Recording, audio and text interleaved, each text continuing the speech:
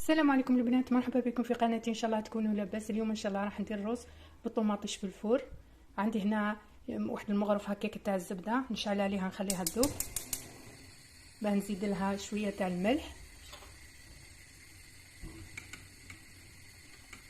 هكا شويه ملح، شويه فلفل كحل، هكا شويه تاع الكركم، غير شويه شويه.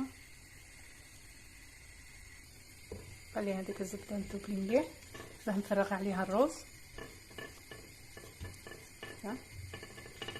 باش ندير هذاك الرز، عندي كاس ونص هنا تاع رز بسمتي، قليه مليح في الزبده.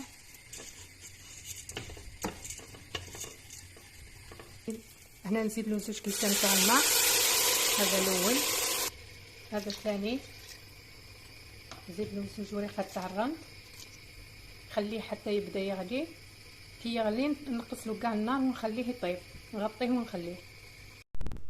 هاوليك الرز طاب، يطيب 90% و10% كملها في الكوشه. هاوليك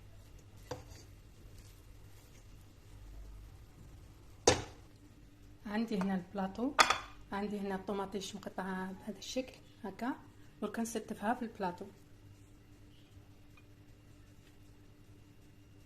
نعمرو كامل. هاوليك درك نحط فوق الرز. هاوليك الرز درك نعاود ندير نفس الكره، نفس الشيء كما درت في الاول.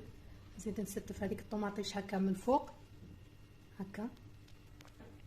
بعد ما استفتو كامل كما هكا درك نحطو في الفور. هذاك الرز يتشرب هذا الطوماطيش ونحيه. هاوليك بعد ما خرجته من الفور، هذه هي الوصفه تاع نهار اليوم، الرز بالطوماطيش في الفور. نقدمها انايا، كاين اللي ما يحبش حاجه ناشفه، قدمتها مع هذا الليبول مع الحميصه. شريت قيس 30 برك درت بها هاد لاصوص هكا. تقدروا مع الدجاج تجي بزاف بنينه. نتمنى ان شاء الله الوصفه تكون عجبتكم، ونتلاقاو في وصفه واحده اخرى، ومع السلامه.